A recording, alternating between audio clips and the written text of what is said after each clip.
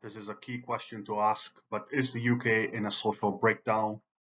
You can hear it from the uncontrolled immigration, millions of economically inactive adults, millions of disabled people unable to work on benefits. What else? Wages not going up for the last 20 years, at least real wages. Those are not keeping in line with inflation. So people not getting any wealthier, not getting any better off. House prices going up, rents going up, and wages remaining stagnant. That means that people can't afford to buy homes, people can't afford rents. That means they have to house share. The population increasing by millions and millions over the last 20 years, and not enough house building. So that puts more pressure on people who need homes. List of problems just goes on. Obviously, also the NHS, great demand on the NHS because investment is not growing from the government, and more people are becoming frail and elderly and sick because the population is aging. So, how many of these problems can one list without scratching your head and thinking, "Wow, there's an amalgamation of really difficult social and economic circumstances in this country." And obviously, in this weekend, there's been, the Sutherland riots. People are protesting. They describe them as people being in a far right because they are protesting against the uncontrolled illegal migration of this country. People who come without the appropriate visas to stay in the UK, and they are shoved into hotels at taxpayers' expense. And there's a lot of resentment about that from the people resident of the UK, especially those who have been here through family generations and generations. Who are saying, how is it that these people who haven't paid taxes get offered free accommodation and people who have roots here, who are going back generations, they find themselves sleeping on the street or unable to find a good quality accommodation, and the resentment has really boiled over, as you can see from what happened in Sunderland and Rotterdam. But this is just a symptom of many problems, and obviously you are.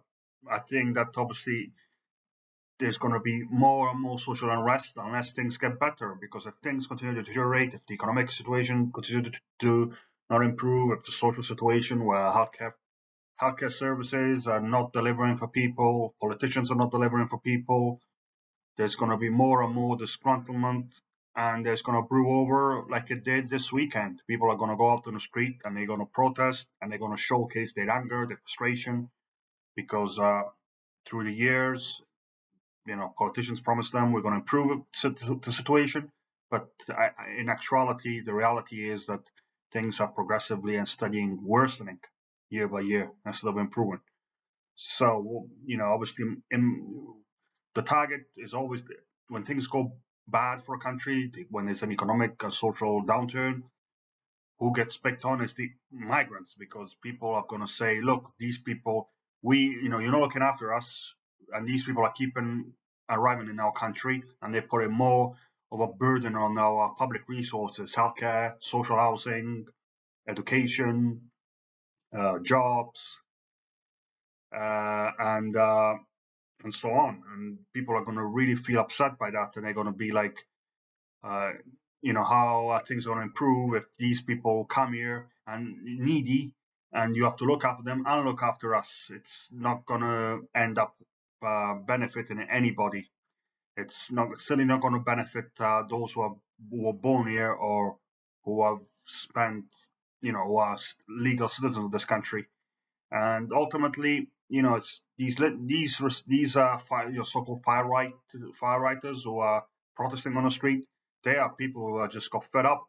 They are people who are not seeing, who are not, who feel like they have become invisible. They're not being heard, and they, obviously, try to find the reason, someone to blame, something to latch onto, to showcase their anger, their frustration.